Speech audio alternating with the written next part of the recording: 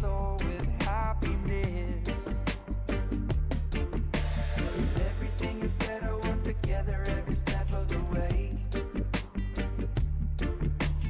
Everything is better when together every step of the way.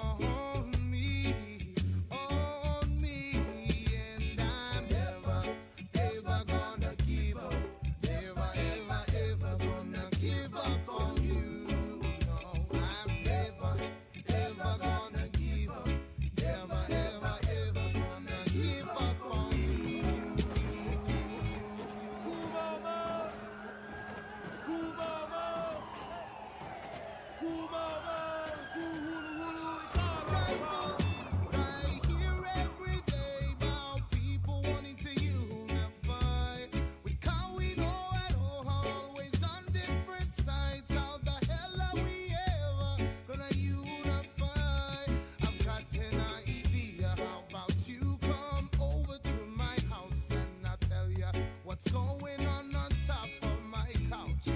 I will let you see that there's only gonna be one love nation if we keep on fighting. You gather all your friends, we're gonna try and do this again. We're gonna steal back the Hawaiian nation, and we're never gonna stop until the end. And I'm never, ever gonna give up. Never, ever, ever gonna give up on you. No, I'm never, ever gonna give up. Never, ever, ever gonna give up on you. No, I'm never, ever gonna give up. Never, ever, ever gonna give up on you. No, I'm never, ever gonna give up. Never, ever, ever gonna give up on you. I said no way. I said no I'm. I said no way. That time ever giving up on you. No way. I said no I'm. I said no way. That time ever giving up on you. No way. I said no I'm. I said no way. That time ever giving up on you. No way. I said no I'm. I said no way. That time ever giving up on you. No way. I said no I'm upon you. No way. That time ever giving up on you. No way. I said no I'm upon you. No way. That time ever giving up on you. No way. I said no I'm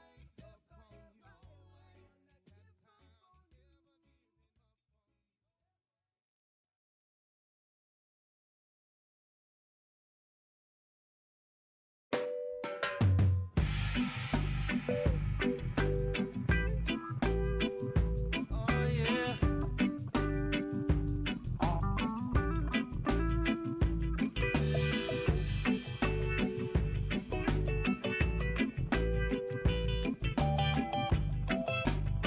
Oh yeah.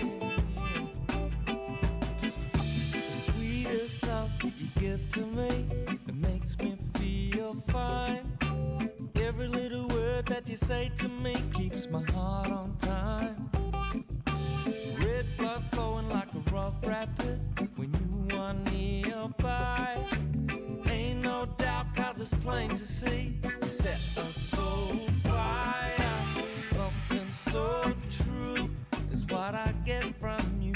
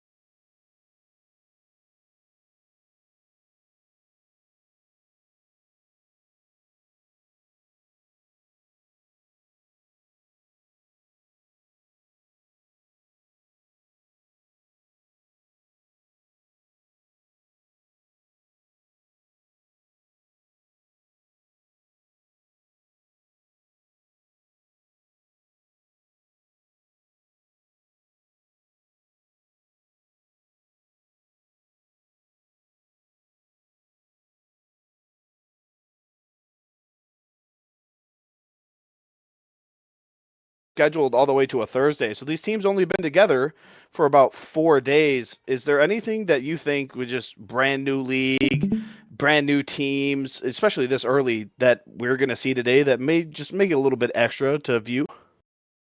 Yeah, good question. I think while this is a brand new league, many of these players have played together before.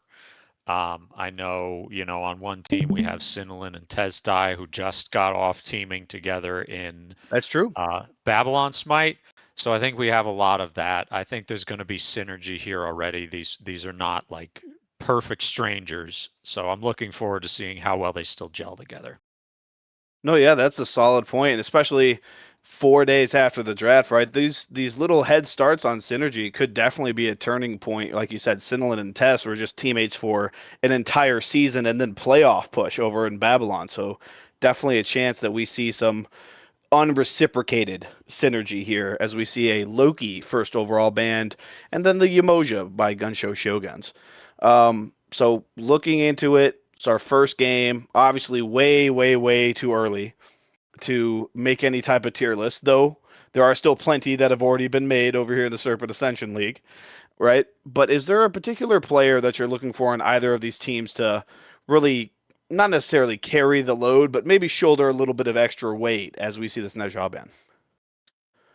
I think if anybody, I think this is going to be Sinelin's lobby. I know Sinelin is playing, or I believe has shifted over to mid from playing ADC, but that is a player who I saw through a season of Babylon go from essentially a bench piece who could only play Soul to someone who was able to carry their team into a semifinals matchup. So I think Sinelin's a player to watch. Not too familiar with the CPO roster right now, but there's a lot of talent there. So as we're looking No, at for sure. New Yeah. Waha band, of course.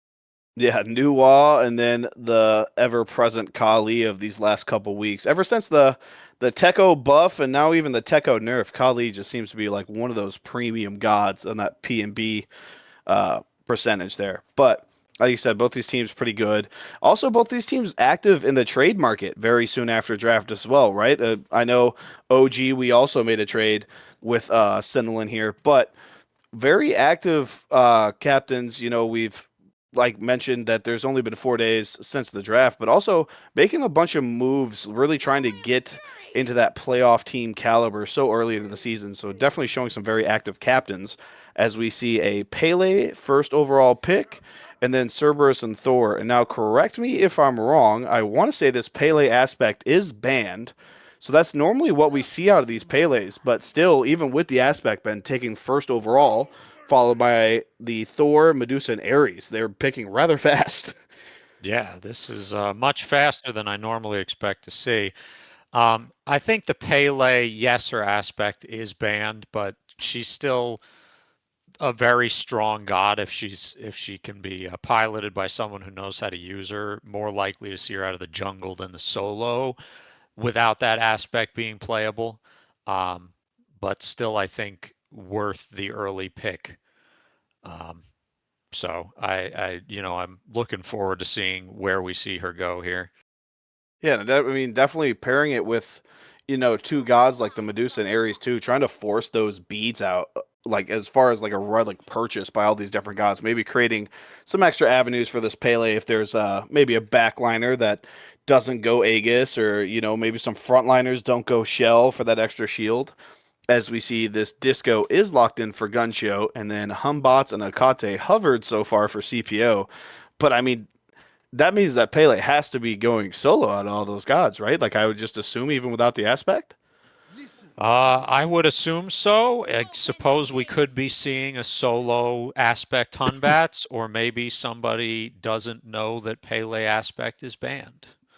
Well, they're Uh, probably going to be pretty sad if they pick that for aspect solo and then find out that they're going to be playing a much squishier, way more killable god over in solo. But talk to me a little bit about this team comp here. We've got four massive beats burning team fight ultimates. I mean, Normally you see like a Teeds pulled out by the support, kind of make up for it a little bit, but that is 4 beads requiring alts over here for the CPO team as Gunshow rounds out their draft with the Neath. Yeah, a lot of beads here, a lot of big circles, and not. I mean, we've got 4 CC immune alts on the GSS side. It's only the Neath that doesn't have it, but yeah, we're going to need to see. I think we're going to see a lot of beads. Um, if I'm gun show, I'm going beads and getting time lock because this is a scary comp on the CPO side here. I will say that. Then a little bit of a a little bit of a caster leak here as I can see the casting chat with the captains. Sypha, the league owner, not realizing, and I'm pretty sure they were also the one who posted the banned content. Yep, they were. Okay, so Sypha not realizing that the Pele aspect was banned, so it will be that little unpleasant surprise there for Yeah. that Pele in solo by the person who posted it. But we are already loaded in here, so we are going to see just where all these gods go as we load in here to game one. And yep, there it is. Pele non-aspect and solo against Thor aspect. Have you ever played that matchup before, Axe? Pele non-aspect against Thor aspect. I mean, I can't say I have because I would self-drop from my team before playing solo, but I have seen that game played, and it has never been fun for the person on the Pele because I think Pele really struggles without that aspect in the solo lane. It just plays very differently. You have to build very differently, and it just is not a good feeling from my experience being teamed with the known Pele expert, Mr. Caesar Bama. Yeah, and Caesar Bama, I don't think I ever saw him pick non-aspect Pele unless it was banned. So if that doesn't tell you just off the percentage of if it's up, it's mine, I don't really know what else would. But we've got a couple of names here, the guys that have been around in comp for a very long time, guys who, like you said, maybe started as that bench rotational piece and are now just firmly slotted as starters. I mean, this is Sin's second captain season in a row if you count Babylon, right? So, or no, Tess was the captain there. Correct me if Yes. I'm wrong. So wrong on that. But players that have really made their way up and been around for a while. But we've also got some returning players like Juicy Jimmy. I mean, I haven't seen him for 3.5, 4 years now. I actually reached out to him and he told me, yeah, I was gone for a while, had to do some IRL stuff, and now he's back. And just very curious to see how all these older, slightly retired players end up stacking up in the solar division. But I mean, there is still a whole lot of really familiar names here that they're going to have to try to work their way into this lineup or pass them on these tier lists as we see this Pele already under tower of that terrible matchup like you were talking about. Yeah. Yeah, I mean, I'll say Jimmy, not a name I recognize. Personally, this is only year 2 for me in the comp scene, so anybody coming back from that long a gap is not someone I'm be familiar with, but I know Majin Busha has taken some time off. I was actually on a team with him in the Olympus Smite League last season, so it's good to see him coming back from to play again. But yeah, some of these names, they're familiar to me. They should be familiar to anyone who's been around for a while. And it is interesting to see what we're going to see out of this new league. Especially some of these guys are playing out of the positions I know them for, like Busha, for example. I always knew him as a support. Speaking of, we're seeing Yeah, the Majin Busha just kind of get ran at a little bit there, but I mean, just zip, zap, dog it, just dodging everything, right? Like 4 abilities thrown at. I don't think a single one connected. Humbot's in the lane for all of 5 seconds, and he's actually the first one to get hit. No resources used there at all, besides maybe a little bit of a confidence loss by Tess there, missing both the Thanatos abilities. But yeah, I'm with you. It just a lot of guys coming back from retirement, a lot of names that we've seen around for a very long time, maybe second season or so, as we see Sabrina Gappender actually getting picked over for first blood by Sark and Mason Dixon over here in this duo lane. Juicy Jimmy taking a little bit of extra damage from Tess in just a little bit of annoyance, maybe get that HP lead. Rock spawning in 4 seconds, so it could be some valuable poke, and it looks like Humbots is actually not going to contest it, so good for the Thana. Yeah, you really do want this early pressure from these rocks as Uh-oh. Shell used by Sypha, but I mean, I'm just not used to seeing Pele get just blown up like that anymore. Like, Thor Aspect's always had damage, but Jesus. Humbot's going to leap into a Disco and Thana, pop bees to get rid of the silence, but his leap is still down. Walking through solo lane, Thor Dunk actually going to miss. Now, leap should be coming up soon. Stun gonna hit too, but beads from the Thanatos is going to be enough to bring Juicy Jimmy to the gray screen. Sypha trying to walk up to help him. Not going to be enough. Simply too much red health bar, not enough green, as Sypha also joins him at the respawn. Yeah, you can it's a position like that. You're contesting rocks. I understand rocks are very important, especially the first set this early in the game. But you're by yourself. You overcommit a little bit, and unfortunately, they are able to make you pay for it with that rotation from the Disco.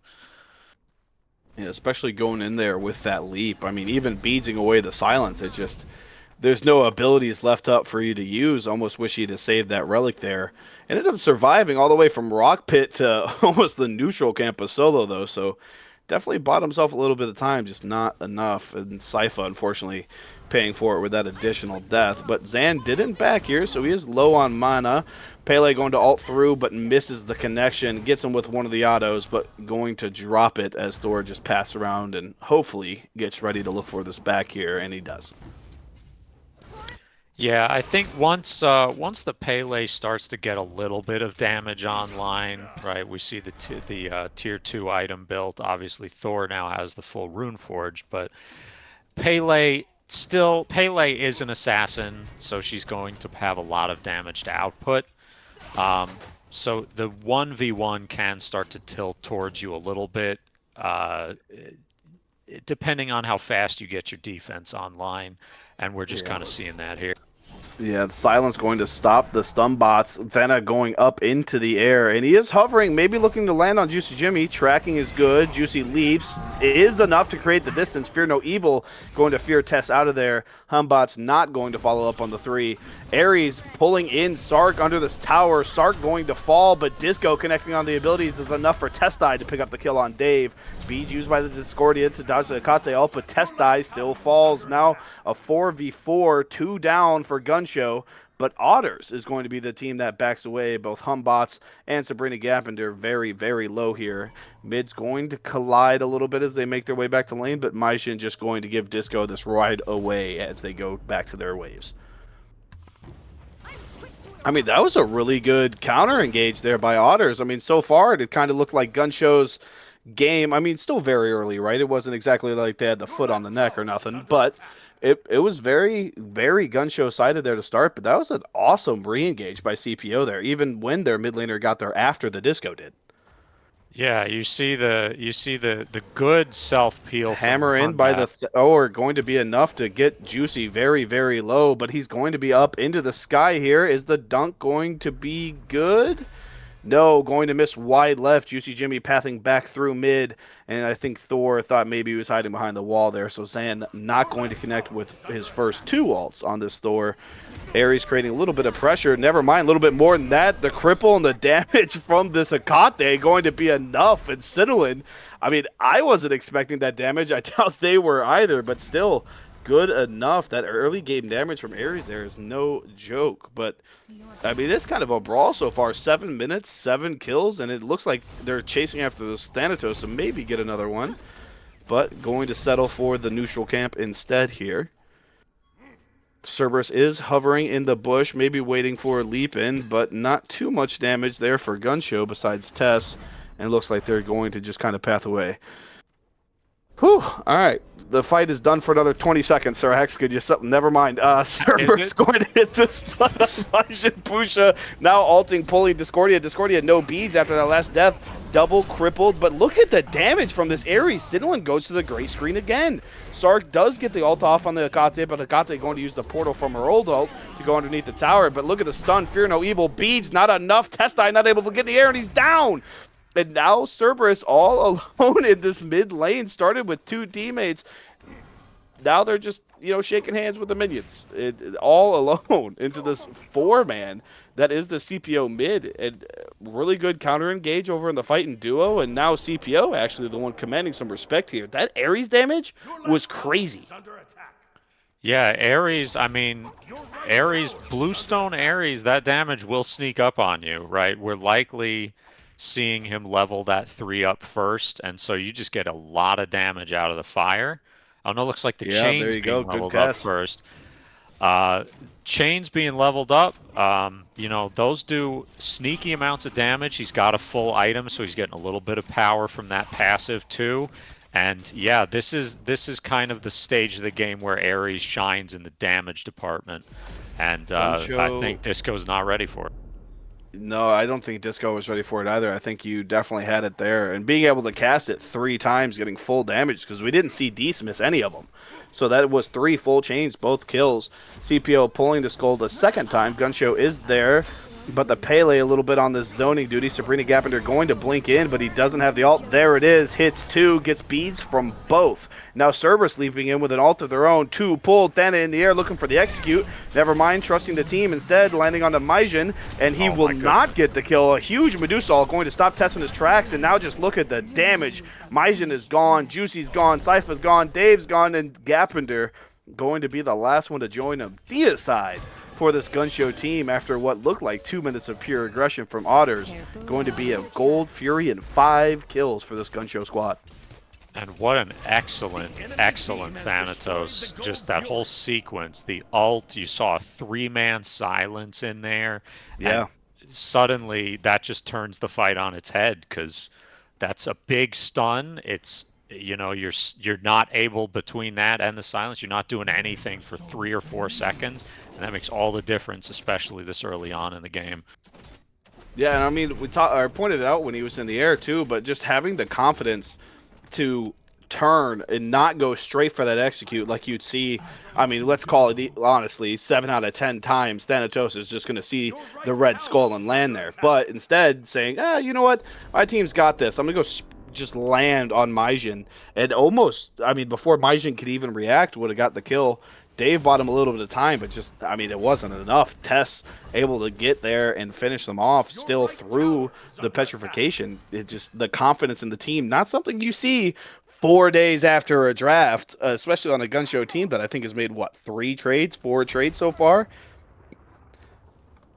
But just the level of confidence in each other so early into this league. Like you said, a couple of these people seeing each other in other leagues, and maybe that's the factor, but definitely not what I was expecting, as we see Zan actually going to get ganked by this Ares. Lot of damage there from Sypha and Gappender, but able to get up in the air. And you can see the health bar right now.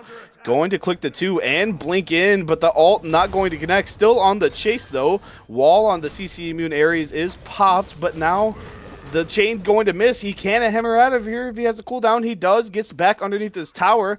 Humbots is zoning out the disco, so there's no help still for the Thor as he's just running for his life. Ares chased him through the tower 3 times now, and finally Majin, the last one to the party, is going to get this kill. Hekate all going to connect on the Testai, but Testai able to get up into the air, and you see those ever-present Ares chains following Tess up there.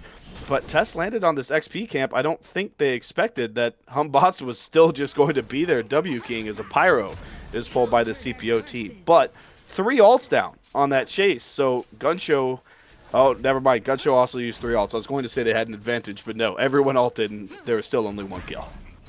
Yeah, and credit to Zan for surviving that long. Really excellent juking. But you commit enough, and the thing is, you've got no gold on the other side, so you're pretty free to chase that down. And I get, the call there is pyro. and you get that really good pick. Just smart macro from the Otters team here, and you are starting to see that damage come into effect from the Pele as well. Really starting to level out. Now Sypha actually has the lead on the Pele after being behind for really the whole game. Yeah, that was a really good gank, and I agree with you. I think Zan did just about everything that the character Thor can do to get out of there, but just, I mean, chase through your tower out the back end, then chase through it again, and then we see Sabrina Gappender wrapping around behind all of them. Hakate ult is enough to pull Zan, but Zan going to be able to hammer out. Juicy Jimmy hits the stun on two, but now is on the chopping block. Sark leaping in. The pre-beats from Tess and Sark going to be enough to avoid the CC and get the kill, but the fight is continuing. Maijin on the back foot, but the rest of his team still up there fighting, and Sabrina's going to fall, and very shortly afterwards, so does Sypha. Just, I mean, there's no numbers there. At CPO, it looked like they started that fight, but they're still just out-rotated to the fight they picked. Yeah, you start to see some of that just map positioning. We're seeing, wow, a lot of fighting. This is something I always get reminded of, is that this level people love fighting. That's true. 20 kills in 14 minutes. Not something I'm used to. My team, that was not our style. I think if you recall, we had an hour-long game that might have had a total of 40 kills. Yes, you did. And Medusa going to ult, not able to get it, but the autos do get it. Davo steals away the Gold Fury to 1 for 4, gets double ulted to get the kill, but Thana goes up in the air, lands down on the Humbots. The beats popped. Kate all going to connect onto Sarcastronaut. Not sure if that's who you want to pull for Maijin, as Maijin is now immediately running back to the tower. Server Assault going to connect their wall, stun from Thor, and a kill goes to Mason Dixon. I mean, normally you see a Medusa steal the objective, it's with the ult, but those venomed autos off that one, I mean, he just walked in there. There was no zone as Ares is left to defend this tier 1 tower, but even with all that damage, which is still a whole lot more than he probably should do, not going to be enough. But going to ult 3, beats popped on the 2 damage dealers, but Zan holding their own and pulled, but able to get out just fine. I lied. Fear No Evil going to connect. Now the bees will be popped. Chain 1, auto cancel. Chain 3. It's just enough. Zan goes down, but now Ares a little far forward, and Humbot's the closest teammate, so going to go ahead and back up. I mean, we cited some people that we were looking for. I don't think I was ready for a performance like this, though, from this Ares, but he's performing well, and there's yet another fight. Sypha ulting out for some spacing, but unfortunately right into those chasing Ares. 2 down, both Gappender and Sypha's. Test just goes ahead and lands on the Naga, pulling it for this Gunshow side. Yeah, I think to some extent, D said, you want to ban out my emoji? Fine, right? I've got more.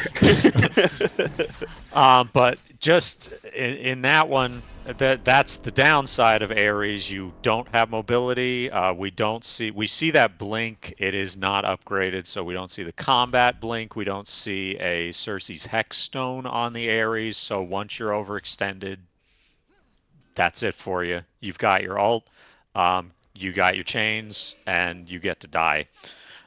And credit to Gunshow for punishing him the way that they're supposed to when they need to do that.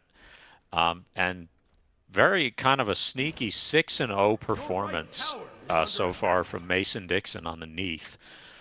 Kind of unsung here.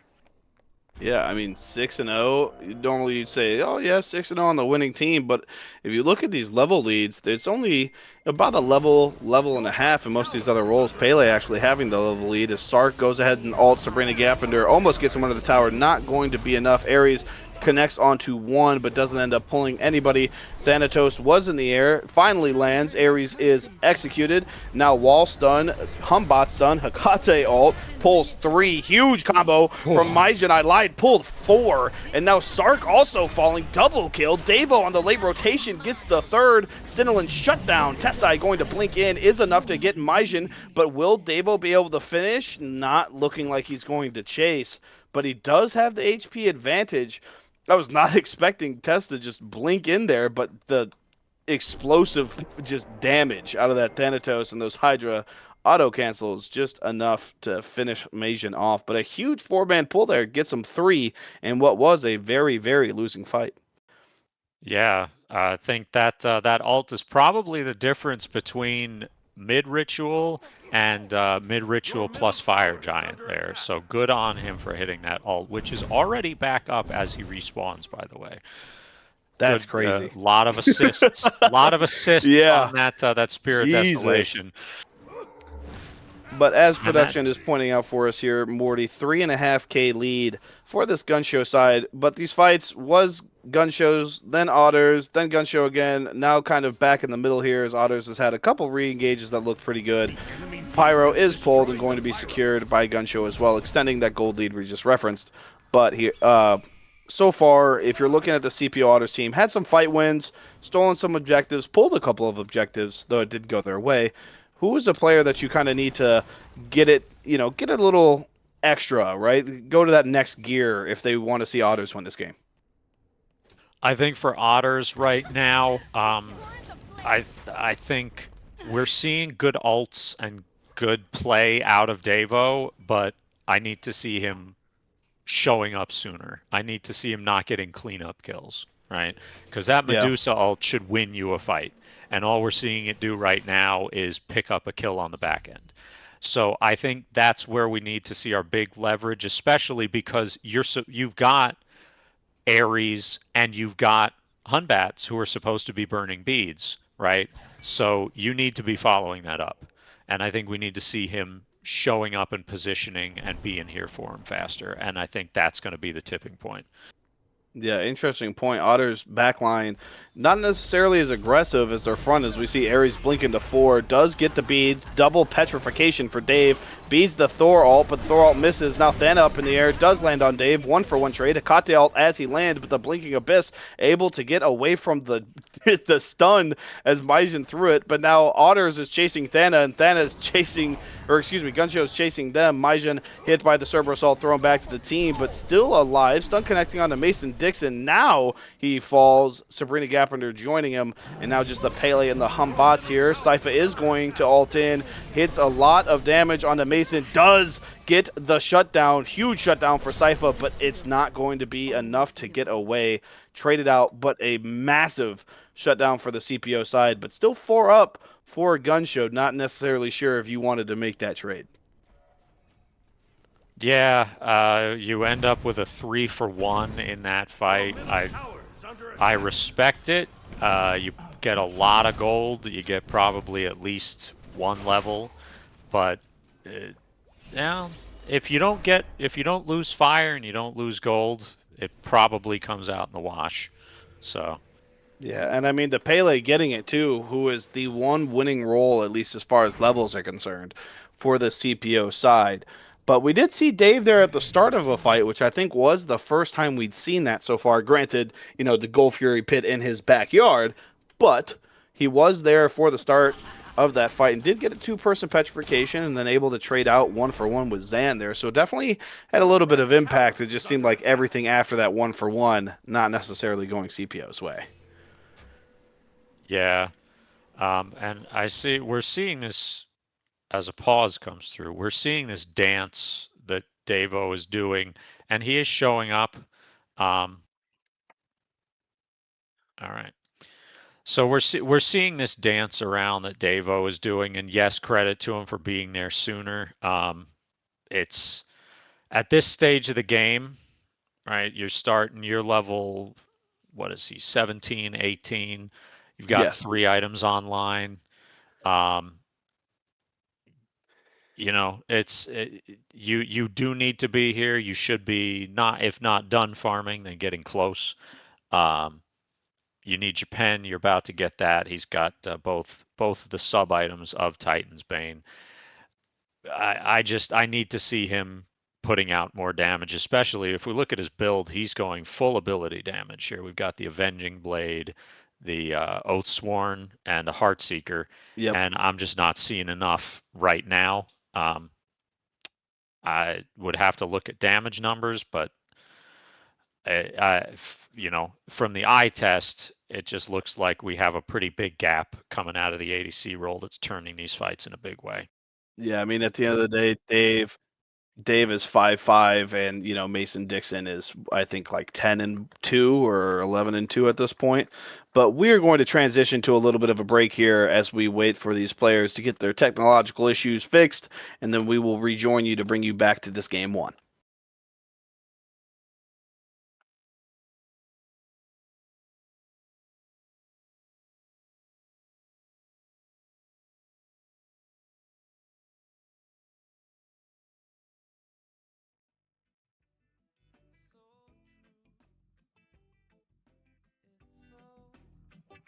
So true.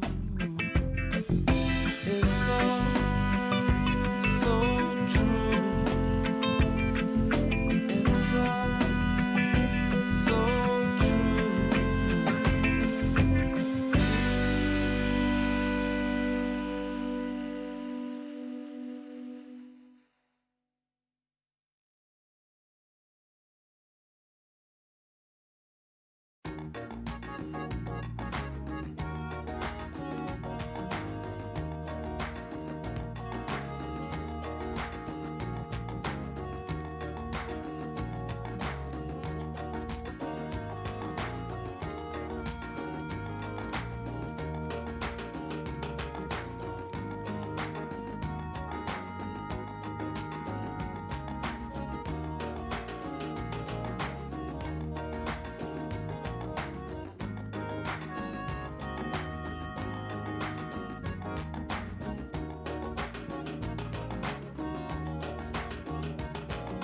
Down along the palm tree in a South County Bay, there was a young woman walked the beach every day. She had long dark hair and a high heavy side.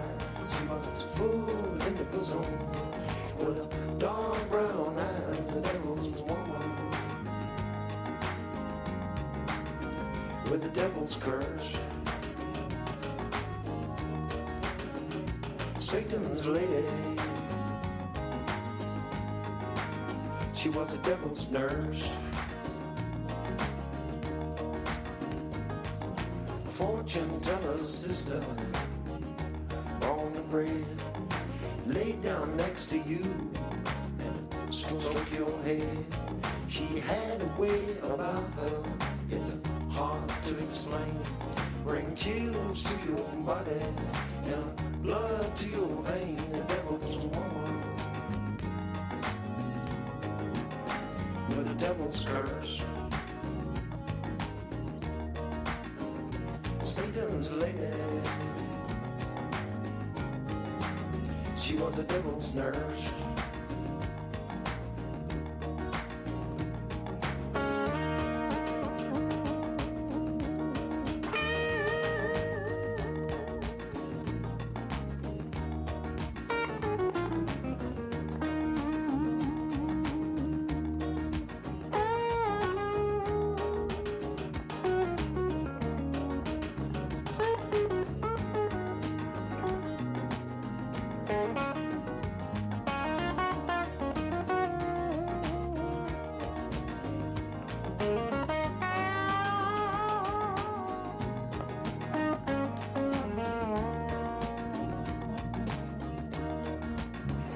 She can make the sunrise and the sunset and the blues go away. Turn light into darkness and night into day. She was from a casualty sector, lost in the night. A bona fide spiritual lady, a carnival's delight. Devil woman with the devil's curse. Satan's lady. She was a devil's nurse.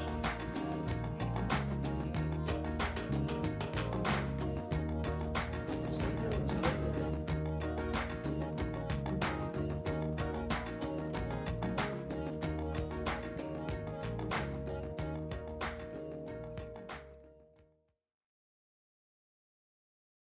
Welcome back, everybody, to game one of our first set of the Serpent Ascension League here.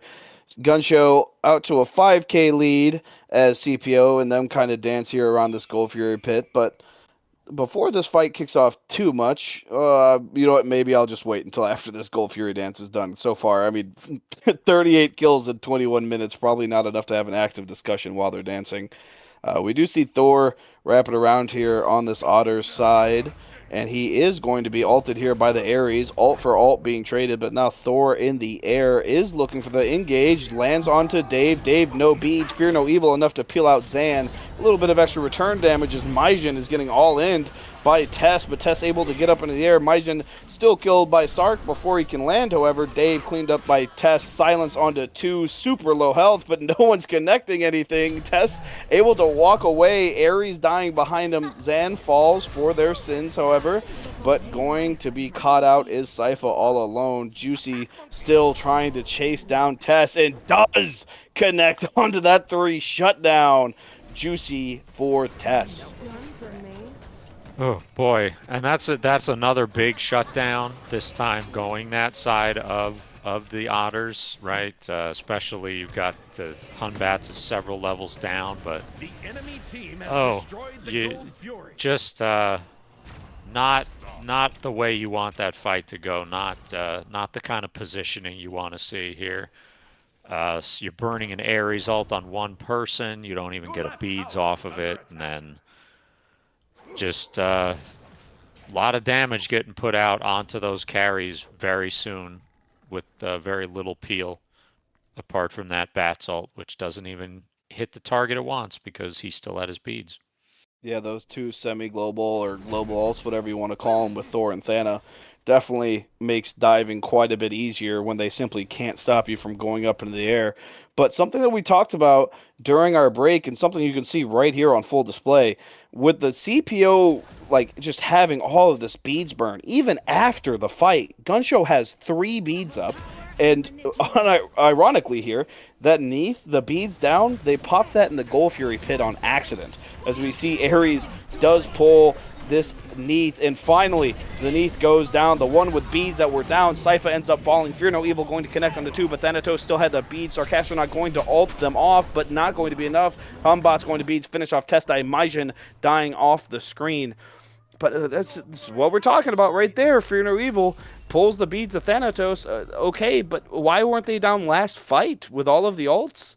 Right? Like, why do we even have a chance here to get away from CC when you have 2 fights in under a minute? Like, you have 4 beads burners on your side, but Gunshow still has half of their beads up. Yeah, it's just we said it in the beginning talking about the comps. This is a comp that should be aggressive in fights. They should be together. They have all of these enormous beads burning team fight ults, and we're seeing them play for picks. We're seeing them play a pick comp, a pick style in a team fight comp, and Gunshow just has excellent counter engage between the Thor wall, the Cerberus ult, which we just saw, Discordia's root, right? You have a lot of ways to deal with that pick style, and they're just not playing the style that their comp is built for. So I'm with you. I think that it's just it just seems like Sabrina Gappender, we mentioned this in the break too, so I won't take credit for this idea. This is something we talked about and we're bringing to the chat so they also can hear it. But it seems like Sabrina Gappender on this Ares has to peel the beads off, then expose them for not having beads. I mean, we've seen Juicy Jimmy use Fear No Evil offensively instead of just for peel twice in a 25.5-minute game. But we do see Thor up in the air here as Gunshow is pulling the pyro. Actually sends it all by himself, not going to connect with the wall, splitting the CPO team. Tess actually going to be the one who falls first as Apple connects on Ares. Ares going to stampede forward, grabs 4, but there's the beads we're talking about. Everyone's safe. Thorhammer going to cut them all off, but Dave using Akate's portal to just go past the wall and dash in. He falls. Juicy Jimmy here very low. Fear No Evil used once again defensively to peel himself out. This pyro still up, not finished. It was actually dropped, so now it's sitting here full health, and Gunshow loses 2 on an engage that it didn't look like they had to take, considering they were all backing up for CPO. But now mid-ritual going to be fought over. A little bit of damage thrown at this Pele. Excuse me, a lot of damage. As Pele gets super low, Zan not putting the wall down fast enough, however, so Pele able to get out as Sabrina Gappender continues to just stand in front of 3. Thor not showing them much attention, but just all inning their teammates. Maijin is here to back him up as the damage starts to add up here, but now Zan all alone in the back of the CPO team going to go up into the air, possibly to get out, but looks like he's pondering his choices. He is going to dunk defensively and get out of there. Sabrina Gappender eventually falling to Sarcastronaut on this Cerberus support pick. And it's just... That fight was a little chaotic, to just say the least. I think Sabrina Gappender just stood in the circle and they looked at everyone but him for like 30 seconds. Yeah, and unfortunately for him, they can. Just with the nature of this game, because we are at the point of the game where that Ares damage that was so scary at the beginning isn't so scary anymore, right? So what we need to transition to is we need those carries to be putting out damage, and credit to Dave for finally getting involved in a fight, but I don't know about teleporting in that Hecate ult. That's maybe gutsy, not the and best way Neith to get died involved. Somehow off of it. I That's true. just saw a death. I didn't see what caused it. But I think maybe the tick damage from the one, maybe? Possibly. And levels wise, Dave just hit 20. It does advantage you if you're CPO to get to trade 1-for-1, but unfortunately your trades are not 1-for-1. Sarcastic not going to pop the server assault here, but the area is going to ult of their own. Hecate does connect onto Tess, and the damage is enough to stop Tess from getting in the air, but Thor already there does dunk. But now Zan super low, having to hammer out. Fear No Evil going to connect onto the Cerberus by a little bit of time. Beads popped, Zan still falls. Now Sypha super low, but Sark all alone. No follow-up damage is the Serb, and the Serb falls as well. Sabrina Gappender zoning out 2, including the Neith, but does fall for their transgressions. But first fight we've seen in a couple minutes now that CPO ends up getting the best, at least numbers-wise, on this Gunshow side. So maybe a turning point or a sign of other things to come as this Otters side starts pathing over to this left side jungle, but looks like they're going to reset, not to go after this gold. Yeah, it's what it does look like we're going to end up having happen here. And that was, that was well played generally on that counter engage. We are with this Pele now hitting level 20. That's kind of what you need a damage Pele to be doing, is being very disruptive in the back line like that. An aspect Pele can be like that, but can't quite get the damage output we just saw.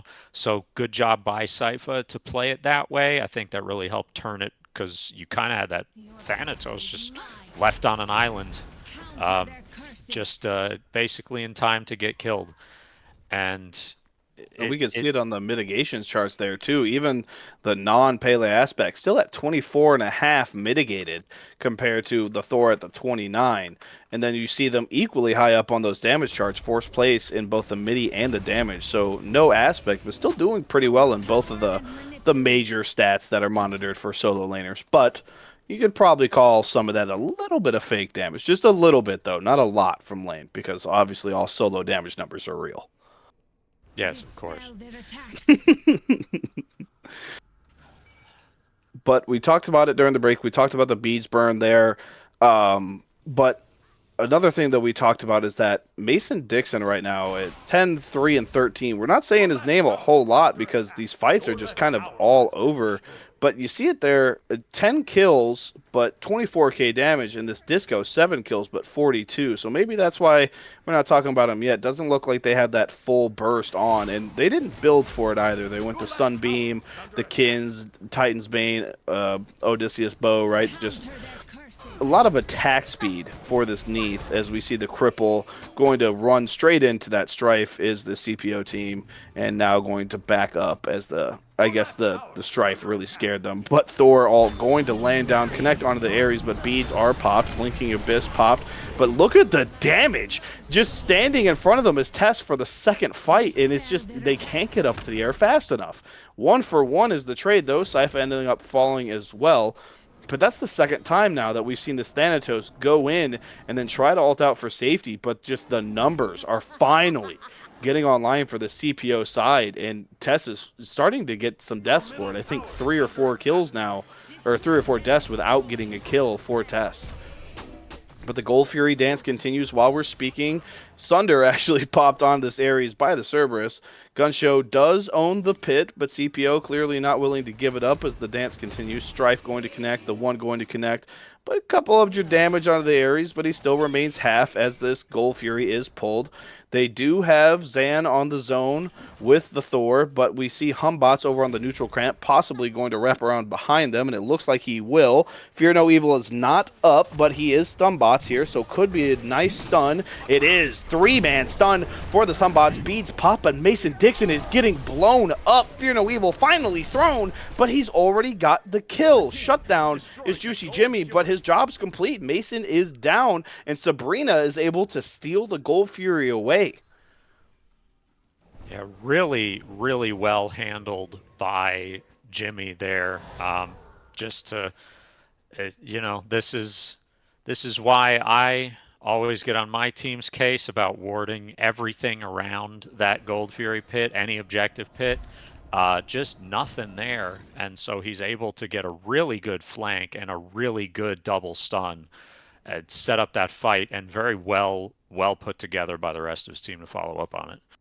No, I agree with you. I think it was a really, really good flank by him, even without the Fear No Evil up. Still, I mean, stun bots, man. Like it's still hard. CC gets the beads, still gets the kill, and his team gets the gold. That's huge for the CPO team, and it makes that lead now less than 4K gold at 33 minutes. So maybe the difference between a tier 2 and a tier 3 item for Gunshow, but not necessarily on everybody. This gold lead getting smaller even as this Pyro is pulled by CPO, and it looks like Gunshow's not going to be there at all. So the gold lead now less than 3K at 33 minutes. We talked about this game being back and forth, but the lead also has it's been hovering right in between that 3,000, 6,000 mark, right? It hasn't gotten any bigger. No one's been able to necessarily snowball, right? And Smite did do a patch recently trying to get away from snowballing, right? Putting some levels on those jungle camps to adjust the XP and the gold gain from killing them. But all in all, the fights are usually pretty balanced too. A couple go CPO's way, a couple go Gunshows, as we see this Ares going to go ahead and blink, trade ult for ult in a beads, but Sark is killed soloed by Dave O. Comes as the rest of his team is getting all in on by the CPO side.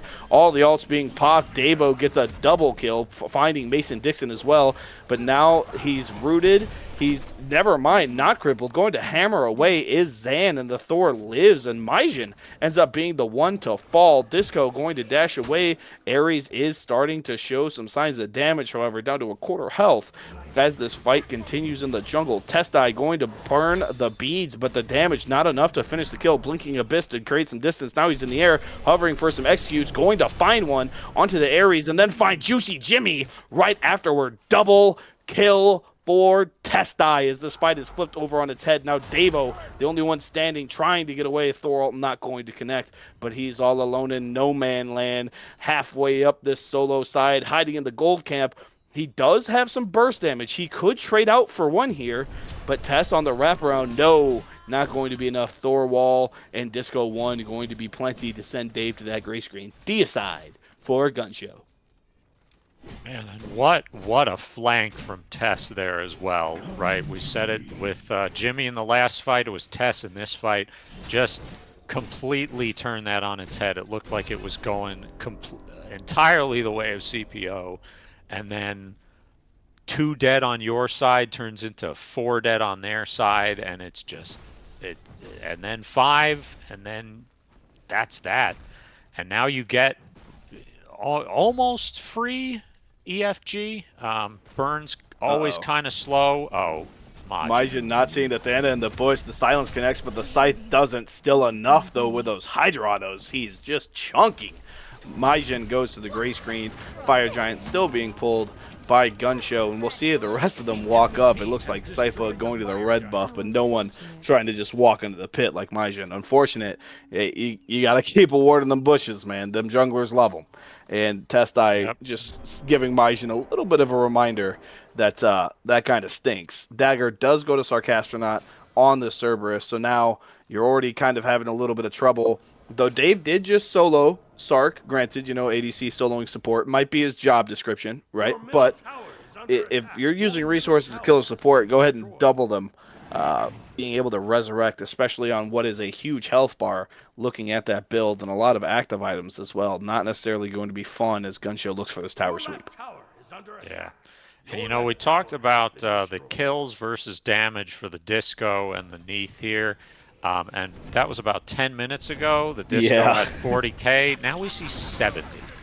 Ares ult going to connect onto 2 as they walk in, but just going to get beads. That Zan is just chunked, but the Testai blinks in and just Juicy Jimmy evaporates, and now the fight is kind of devolving into a melee. Sark in the Titan room, and CPO is just forced in to their fountain. Now Thor in the air, Than in the air, going to land on the minion wave into this mid-Phoenix and finish the bird off. Not necessarily looking to risk the endgame call as a tower sweep turns into 2 Phoenixes and 0 dead still for this Gunshow roster. And I mean, they're healthy. That Fire Giant regen, no joke. Sark sat there eating, I think, 5 or 6 Phoenix shots, and she's already back up to 90% as they make their way to this tier 2 and solo side. Yep, that's what EFG does. And while I shake my head at Majin getting picked trying to contest it, you always have to contest it. So this is what you see with the EFG, right? Does it always guarantee an end? No. Sometimes you get all 3 Phoenixes down and you have EFG and somehow you don't end the game. I don't know. Well, but here a they lot are of times walking it does in. result in this. Here they are walking in. Hagate ult not going to connect onto anybody. Sark going to leap in regardless, though. Hit an ult onto 4, gets 2 pairs of beads, but falls for it. Dagger not being used, but it is picked up by this Disco. So stays in the Gunshow side. Zan lands down. Almost got Jimmy, but Jimmy leaps away. Now Serpent Sypha going to ult in after him, but he's able to hammer away. Ares ult does connect onto this Disco, pulls them in. Also not able to use the dagger. Ares grabs it, and now CPO looks like just the engaged team, but they're not hitting their gas pedal here. Testai hovering around, was waiting for a flank, but not able to find one. Juicy lands on top of them, and they will blink away, but they continue to walk in here. Ares going to find Zan with these crippling chains. Not enough damage on the follow-up, however, to get him. He's getting chunked here, but does pop the dagger, so finally on the third holder, it gets used. Mason and Dave just beating each other to a pulp here, but neither falling. Mason back flipping away, but not going to take the Sprite. Juicy is able to, even though he's stunned somehow. Dave falls in the back line to test, though, and now Ares is all alone in the red buff pit, and he ends up falling. Mason Dixon does fall to Juicy Jimmy, but now Jimmy is alone in a 1v2. I mean, they had numbers. They just didn't follow through on each other.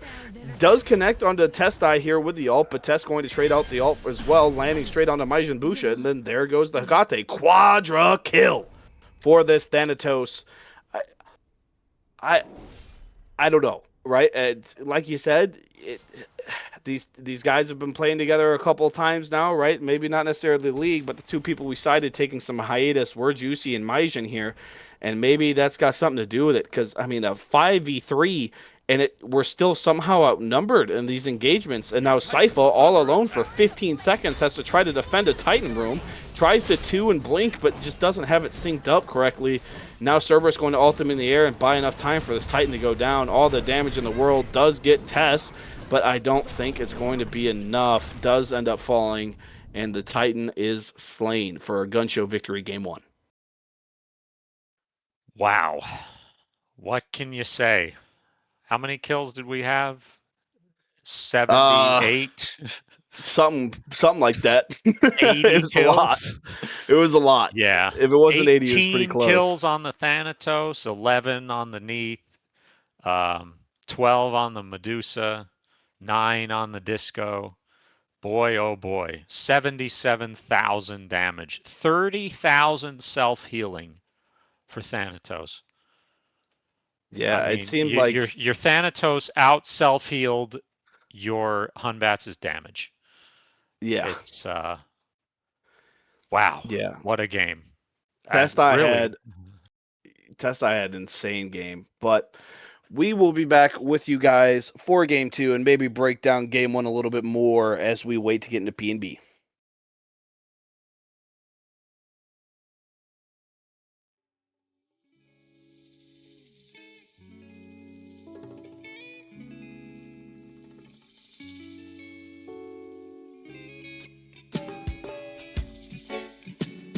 Oh,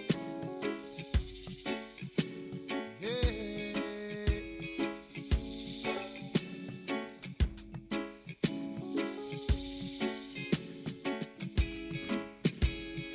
I feel the pressure, life on top my shoulders, but I know it's okay. In the morning when I rise till the moon is in the sky, it's a 24 hours a day. And sometimes it gets hard just to listen to my heart, 'cause my mind plays tricks on me, and I'm never, ever gonna give up, never, ever, ever gonna give up on you. No, I'm never, ever gonna give up, never, ever, ever gonna give up on you.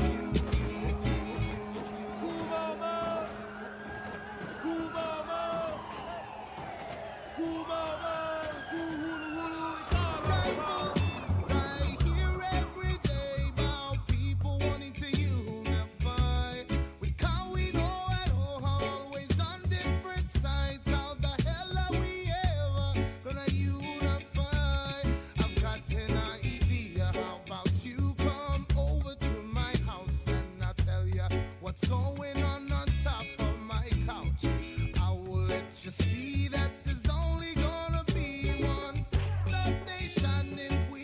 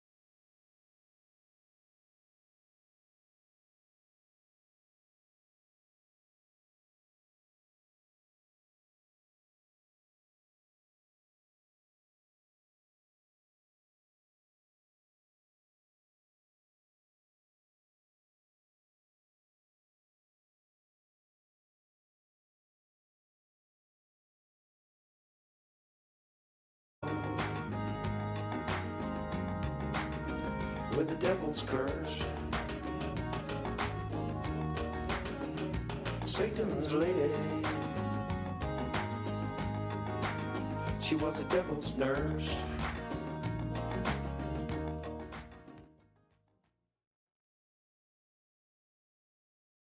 Welcome back. Game 2 of our first regular season casted set. I am still Airborne. I'm still joined by Sirax, and we still have Morty on the sticks.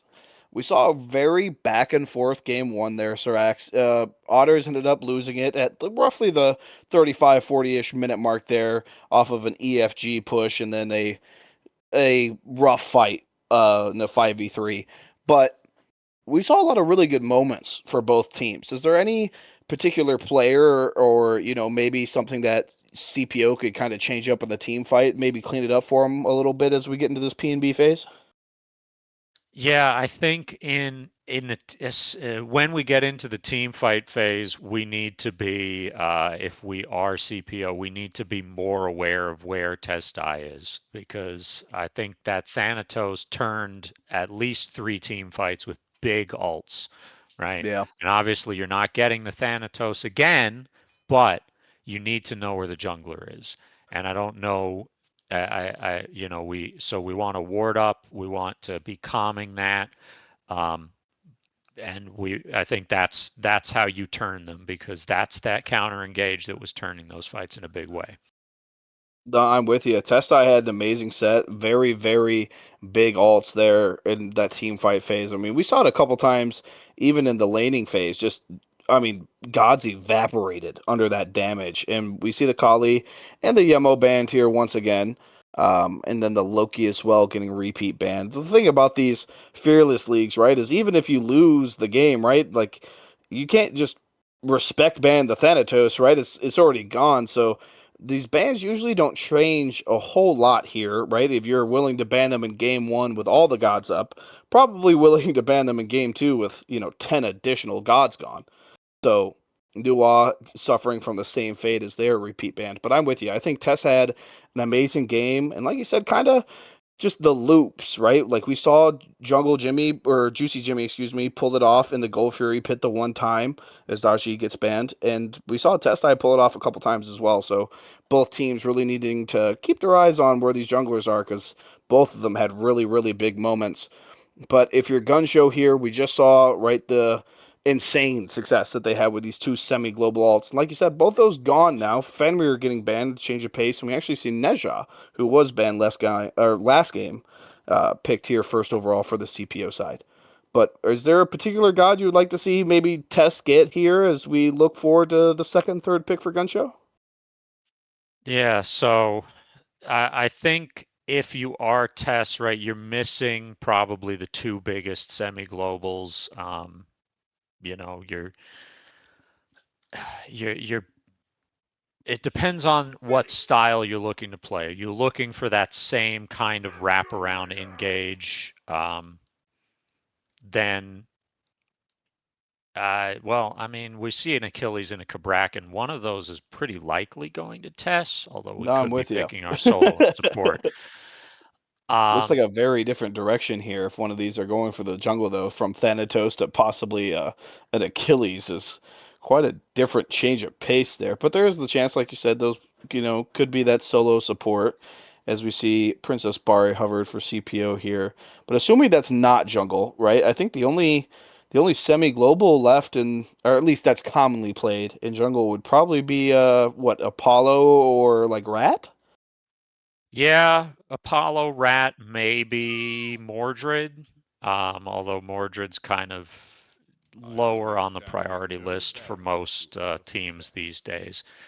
So if your options are very limited now, so I don't know that we are going to see that same style come out, but I would say probably the Rat if it's anybody. Gotcha. Although I've heard mixed things from the junglers I know about how Rat feels, so who knows? That is true. I haven't heard too many jungles happy This is no uh, ordinary bow and arrow. locking in Rat, but I've also heard quite a few people unhappy for playing against a Rat. But looks like our question are probably answered here. Cupid and Ganesh ended up being the lock for CPO at 4 and 5, followed by the Rama Aladdin, who I'm assuming is going to be that Testai jungle pick. And now a Amaterasu hover for CPO as we wait to see what the rest of their lineup. But I think Testai necessarily not getting that semi-global, but Aladdin obviously is a very mobile character and very good on, finding those flanking angles, right? If you can find it with Thanatos with absolutely no leap, you probably find a couple of good ones with Aladdin too, able to go over the walls themselves. And now Princess Bari is being hovered a second time for CPO, so we'll see if they decide to lock it in this time. Amaterasu swapped to Bologna, but still not a lock for either of them. And now Merlin ends up being the new hover. Bologna is locked in. So it looks like it is going to be, I lied, it is going to be an Osai lock-in. And a Merlin still being hovered, and that will be locked as well. So very, I don't want to say different direction for CPO, right? Like, obviously, they don't have the semi-globals again. But, wait. Yeah, no, okay, yeah, that's CPO. I'm melting my brain right now. Uh, but a very different direction for the CPO side. Went from a huge beads burning comp to now Cupid, really their only beads burner, and then Nejah's there to punish it, but not a whole lot of crazy team fight synergy outside of this Cupid Ganesh ult. Yeah, I think this comp, and I was saying it last game, this comp had, besides the Cupid, besides the Ganesh, you have more of a pick-oriented comp here, right? You get that Najah ult that can set up a good CC chain into the Ganesh, knock up the Cupid Heart Bomb, lots of Merlin damage. So if they're going to play that pick style, I think this comp works better for them. Is that an Aladdin mid that we're seeing now that I look at the Well, Sobek as we our top definitely pick? could be seeing that, and according to production, game one is loading in, so we'll go ahead and get that answer right now. No, it's a Bracken mid. Okay. Aspect Kabrakan mid. Well, I mean, I've seen plenty of warriors played mid, right? I've seen Sun Wukong played in mid. I've seen Chalk mid. Kabrakan, not a god I see in mid much. I know Sinilin has mentioned wanting to use it, so maybe that's what we're seeing here, right? With that aspect on, still a lot of damage here, so it will be interesting to see how well Sinilin can pilot it. Just a very different style, right? Very, very different play style from a Discordia. But I think it's still, there's plenty of damage and still plenty of utility. That Kabrakan wall has a lot of space denial, a lot of crowd control. The aspect, you only have the one hit on the wall, but even so, I'm interested to see how well it's executed. It's Yeah, very definitely. interesting. Definitely not an unheard of thing to bring a melee god into the mid lane, but not one that I've seen do it before. So, like you said, definitely. I mean, who knows, right? Maybe Sinilin puts this pick on the map for Solar, right? Maybe Kabrak mid will just be all the rage here this time next week. But until it's proven to be good, I'm going to have a massive question mark next to that. We do see a pretty similar comp, though, in this duo lane for this Gunshow side, right? Rama has plenty of that poke, all that the Neath did with those astral arrows, maybe a little bit different facet of it, right? But kind of wanting to do the same idea, do some damage from range with that ult, from safety usually, and be able to finish any kills that are nearby. Not as far as Neath ult, but still a useful util. Sobek is a very aggressive support player, or just support god in general, right? Pluck always just free, or not free, but pretty close to free engage there. So another very aggressive duo lane for this Gunshow side. And then Solo, this time Sypha not being caught off guard by the Aspect band, and is going to be playing base Osai, but already not enjoying that poke from the Achilles, as there's a chance that they almost got first blooded there on that second wave. Yeah, that bluestone damage, once again, it sneaks up on you this early, especially. And Achilles just has a lot of damage in general.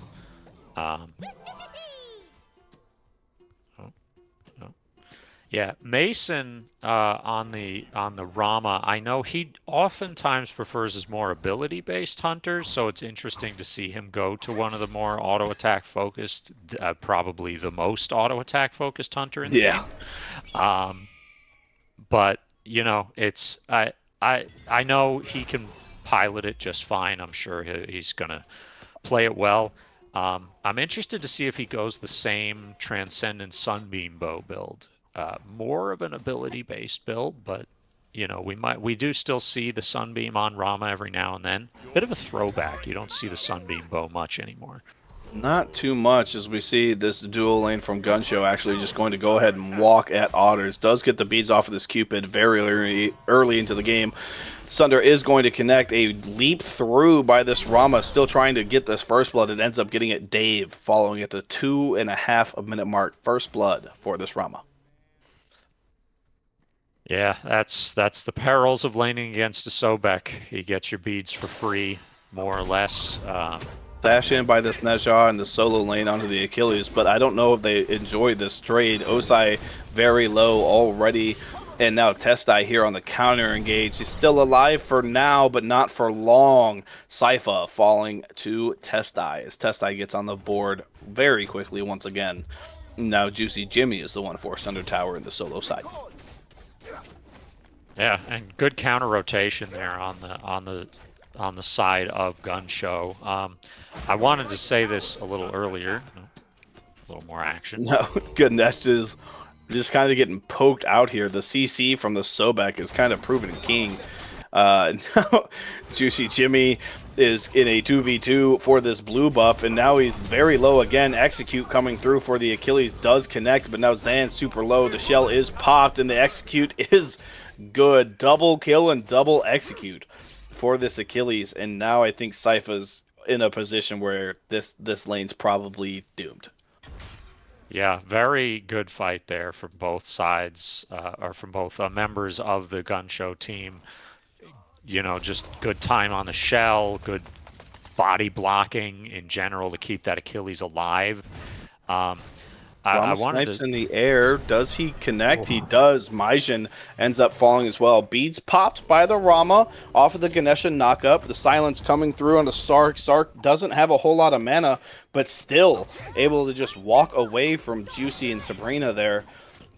That one feels kind of rough, but they do not get the purple. I lied. Aladdin going to leap in. Cupid Fields of Love going to hit the cripple, but now they're in the lamp. Sabrina Gampeter is low, but Testai is outnumbered. Popping the Hell Chalice to try to buy some time. Mason Dixon getting soloed on the outside by this Cupid. Beads popped by Testai to avoid some of the CC, but now Windfire Wheel is going to connect, but now the lamp ends, so a cooldown for nothing as the ult is wasted, and Dave ends up falling into duo lane. Bought literally as much time as possible as the lamp ends up running out, and Gampeter is able to get the back off. Oh, what great evasion from that Aladdin, and what a sadly tragic time for that ult to wear off if you're Jimmy there. But a lot of credit to Tess. This is something I wanted to speak on. Aladdin is a very mechanically difficult god to play, and you know, you see him show up a lot at the very high levels where everybody can pilot him very well. He tends to be a god that doesn't show up as much at the lower levels of competition because there's so much that goes into his kit. So I was interested to see how well Tess could pilot the Aladdin, and it's looking good so far, I have to say. I'm with you. It looks like Tess is once again suiting up for what looks to be a very impressive jungle game, or at least early on. I mean, we're only 6 minutes in, right? So a lot still could happen in this game. Not necessarily a foregone conclusion, but it is another really good start for Testai here, as Sypha is getting poked out, and now the execute is enough. Never mind, he ults in place. Sypha able to survive. The shell is down, the ult is down, however, but now, Juicy Jimmy's here. Sash is missed. There is still no execute. Windfire Wheel is going to connect onto the Achilles. He's in the air, but only taking 36 damage a hit. There's just no damage onto the Achilles, and he's able to just walk away. Yep, that's a defense stance Achilles with a 2-level lead and a big gold lead. So it's hard to deal with that guy right now, and we see it right there, right? You get the nice up down to avoid the ult. Really, really good counter ult there from Sypha, but I agree. it's just you just can't deal with him. He hits his 2, he gets that shield, and right now he's Ooh. looking unkillable. Nice pluck onto Dave as he dashed through, does get his beads, and now the duo lane for Gunshow going for that purple invade. Not sure there's too much the Cupid can do about it, but he is rounding the corner here. Heart Bomb going to connect on to Sark, but Sark able to walk out of the pit and not give the purple away. Seen that happen a couple times, but Sark smart enough to just kind of bring it away from the objective that they're pulling, and they do get it. This Achilles, though, is out of lane again at the 7.5 minute mark. Zan is a problem. First, the red invade, and now here for this mid ritual. I mean, he's spreading that love, right? He doesn't have the level lead anymore, but, I mean, he's just a nuisance, right? Like, and now here's Ganesh CC'd to oblivion and then just executed. Sabrina Gapender, I don't know if they had a chance to click a button. The number 4, but otherwise, this Gunshow team, they've got their lead. They've got a 3K gold lead, and they're doing a good job pushing it right now. They're doing exactly what they need to do, leaning on the target objectives right away. Yeah, and we saw this last game, Gunshow jumping out to an early lead, but by this point, CPO had made a counter engagement that had worked out well for them. Sypha ulting away, but the lamp's still going to be able to connect, and now Sypha just surrendering to the demons as Testai gets the kill in the lamp, or maybe DC, but we've seen that a couple times where you just see a really good play and you kind of embrace death, and I think that was the case there for Sypha. Ulted out to safety just to immediately get lamp. That's a brutal one. Yep, and that's what happens when you're playing into an Aladdin. You think you're out, and then you're not. We've all been on the receiving end of it at least once. It's not fun.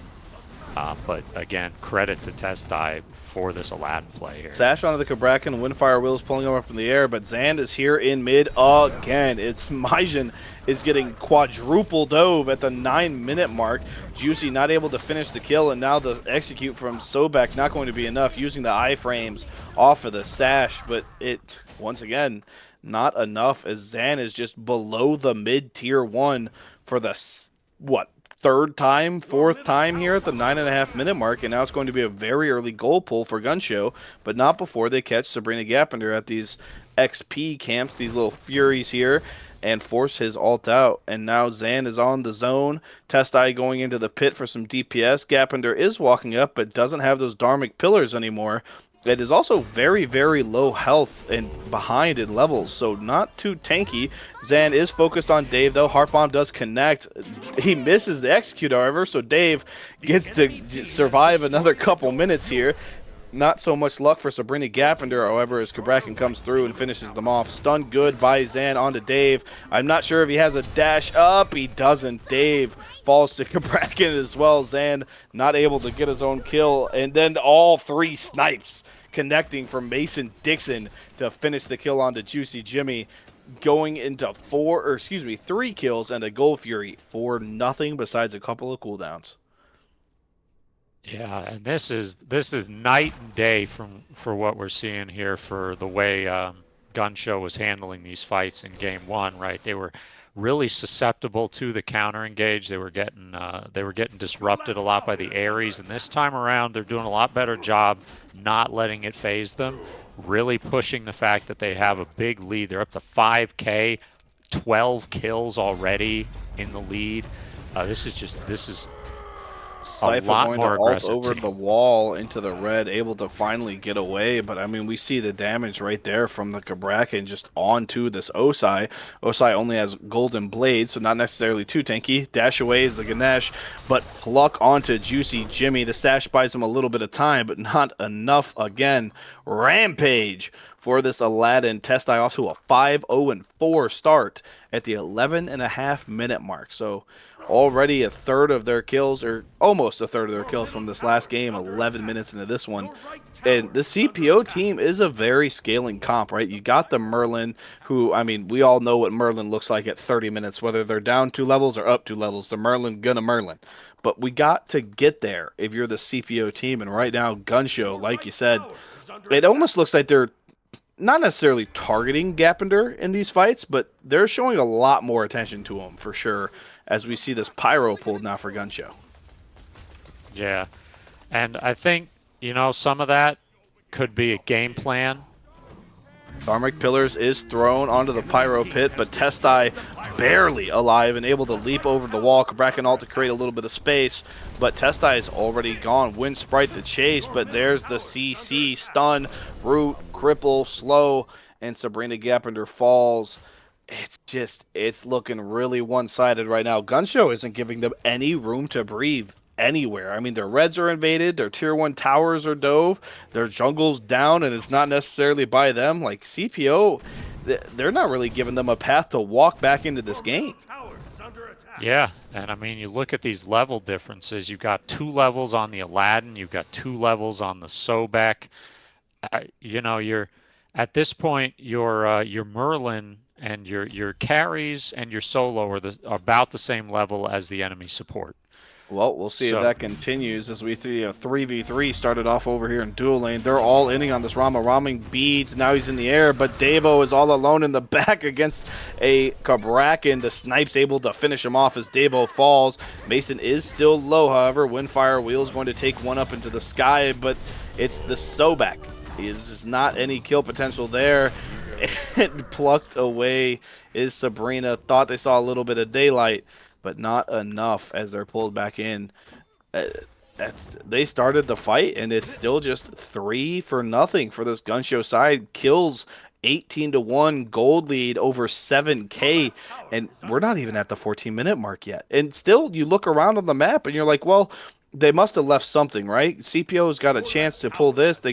But all the objectives are down. They all went Gunshow's way. Now a tier 1 has fallen in this duo side. I mean, even CPO's jungle is down right now. There's not a single XP camp up. Yeah, this is just a team playing the map extremely well. They're really forcing their advantage, and they're doing a really great job of just controlling really the entire pace of game. Yeah, and I think it's off the back of another really good game from Testai, but we also see, and referenced it a couple times now, I mean, Zan, he's up right now. I mean, maybe not a full half level or anything like that, right? Just ticked over to 13 off that wave. But, I mean, they're up in XP, and they're just never in lane, it seems like, as beads are pulled on Jimmy, as Gunshow once again pulling this Gold Fury on spawn, and just look at the space that the Sobek is able to create. I mean, CPO doesn't want a chance to walk up, and I don't necessarily blame them, but Merlin is here on the little wraparound, not able to get there in time as this Rama shreds that objective, and Sobek kind of just zoning all by themselves. But now Testai going to leap in onto the Cupid, lamp for Fields of Love, but now Cupid's all on cooldown. Juicy Jimmy does get into the lamp. Sash does connect, gets the beads off of Testai, but here comes the rest of Gunshow. Sark and Sinilin in the pit, and CPO no longer in the lamp. 2 to the gray screen. What can you say? This is, you know, it's you've got that Fields of Love. Fields of Love is one of the best ways to deal with an Aladdin who's aggressing on you. He relies a lot on that movement, and you just hit him with that big cripple field, but you know, it's just at this point. Now it just Testai doesn't leaping matter. into Majin Busha, and Majin's not even able to stance swish before they go down. Dharmic Pillars is thrown, but they're behind the tier 2s that are still up. I mean, they still got tier 1s up in lane, and Gunshow is right outside of their Phoenix line. Sinilin going to ult in and harass Otters a little bit more as they retreat, but I mean, they're under Phoenix line, and their tier 1s are up now. Naga's up 16 minutes in, hasn't been pulled yet. Still plenty of time in the night, however, and it looks like Gunshow is going to make that their number 1 objective here. Yeah, This is brutal. Gunshow is playing another this. free one. It's just so well, right? Like, these objectives, I mean, you could say, oh, the Naga's been up for a minute, right? But like, when does CPO have a chance to pull it, right? They lose 2 at the Gold Fury, and then they respawn. Well, where's Gunshow at? They're at your gates, right? Like, they are waiting for you to walk out of this base. Majin hadn't even passed the XP camp yet before Testai was leaping on him. Yeah. And if you are, I mean, you look at the game now, you have an 11K deficit, right? You're running out of ways back in. That's the issue here, right? We see Davo pushing left. That's not team gold anymore as of this past Tuesday. Yeah. So even that, right? Okay, your carry's going to get some gold from getting that tower kill. What good's it going to do everyone else as we see this aggression happening? Yeah, tier 2 is on, but I mean, before it even falls, Testai, I mean, just 4 people running at Majin Busha right now, and they're all living, right? You mentioned we've got a split pusher in duo. We also have Sypha split pushing in solo side, but these towers not team gold anymore. But these objectives, right, they do scale, right? We talked about the levels in these jungle camps now, making it a little bit extra gold and extra XP for these teams from behind. But it doesn't matter if Gunshow doesn't let you have them, though. Dave does have this tier 2 down to half health. The rest of Gunshow did just back, however, so we'll see if he's able to get it in time, and he will commit to it. Now has to make his way out of here. Maybe not too crazy of a chase, but Testai on this Aladdin definitely has the ability to run down a Cupid. I don't know if they're going to commit to it, though they are shadowing them in this jungle, so there's always a chance. There's just nothing. Like, you look at it now, Dave got some much needed farm, but still, even after that, I mean, Mason Dixon's up a level, right? And now Sabrina Gappender plucked back by Siraxealot, stashed to get the back off of them a little bit, but the knockback still rings true. And now the execute coming through by Sark as well. Never mind, Achilles gonna get there first. Rampage for Robozan. Juicy falls. Sypha able to get the trade kill onto Sinolin. Now Testai in the lamp, but Heart Bomb waiting on him, and it's still, maybe? There it goes. Testai shut down by Dave. But unfortunately, Sypha now all alone in the lamp 1 versus 3. And the autos, the damage looks nice, but it's just not going to be enough in those circumstances. But they did get 2 pretty nice shutdowns. But at this point, it's still a 10K deficit, and their Phoenix under siege. Sabrina Gappender trying to body block these autos. Cersei's Hexstone for the knockup, but the beads popped by the Rama is going to be enough to ensure it falls. And then Sabrina Gappender falls shortly afterward. Yeah, and you can get these couple of kills. Maybe not done, as CPO seems to have a little bit of life in them going in, but now Mason Dixon, the snipes connecting, now the stash connecting, however. A lot of damage from this Najah, and it will be enough. Shutdown is Mason Dixon. Windfire Wheels connecting on a Siraxealot, not a lot of damage. Sark pretty big, but that Merlin damage is on. Sark falls, shutdown for this Merlin, and okay. That's 4 shutdowns now. That lead going from the 12K that you referenced now down to 8. But your Titan is exposed, right? Or excuse me, 9.4, right? I'm a college dropout. Go easy on me. But huge turnaround, though, and finally getting some kills on the board. Get that confidence back up. But it's still a pretty steep deficit, and that Phoenix is down. Yeah, you at least now know that you're capable of picking up kills. You're still in a position where you've got 2 towers down on the left, you've got 1 down on the right, but you're still up against it.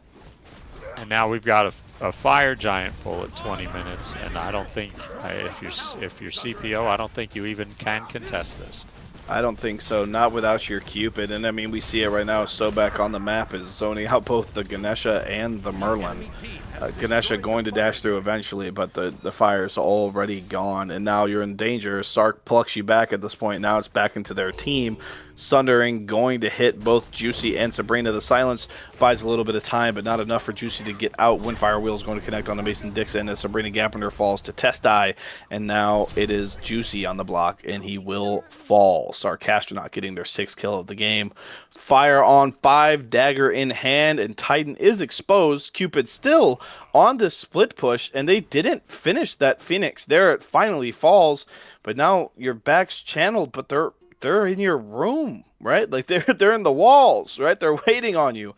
3 versus 5 is this Titan defense. Sarcastronaut and the Achilles, the only ones in the pit so far. A little bit of extra poke damage from this Merlin going to get them low, and now the fight truly kicks off.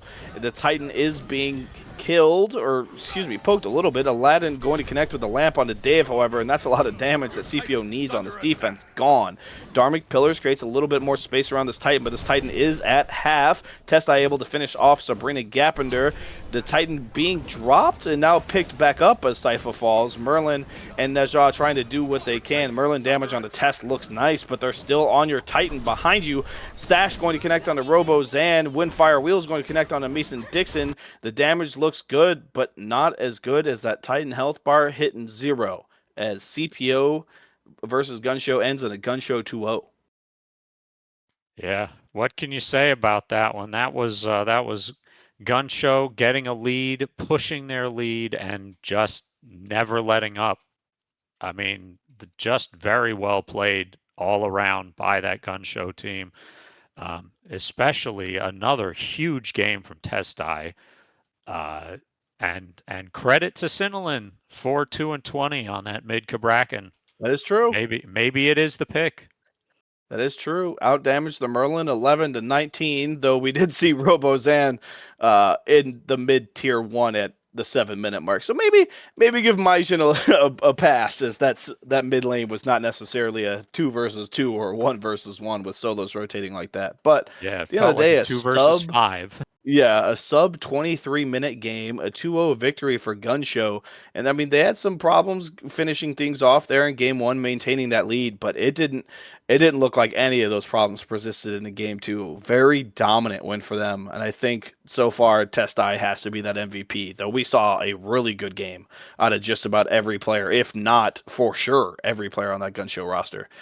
But that will do it all. Or, excuse me, that will do it for us. Smite, the first set in Serpent Ascension League, finally coming to an end. 2-0 victory for Gunshow, and we will be back probably in a couple days now, right? I think we've got one scheduled for default this Saturday as well. So more Smite coming at you this weekend. But that's going to be it for us. I'm once again Airborne. I am still joined by Siraxealot. Morty did a very good job on the sticks. And we will see you guys next time when you bring you guys more Solar Smite.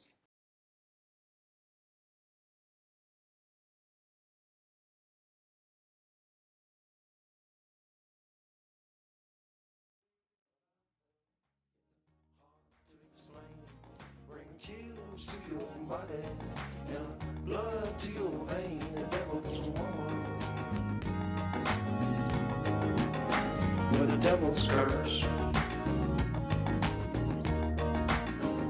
Satan's lady. She was a devil's nurse.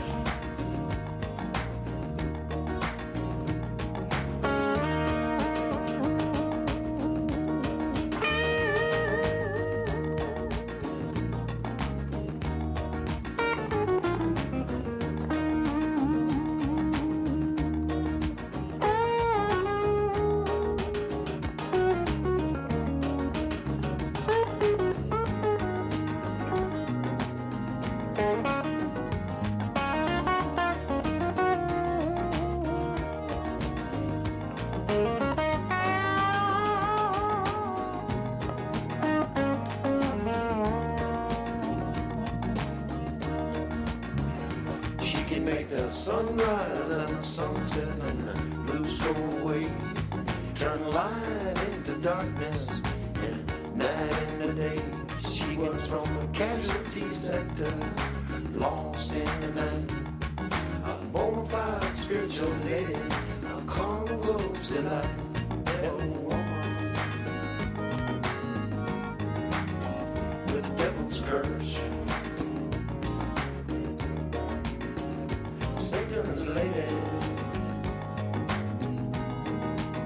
She was a devil's nurse.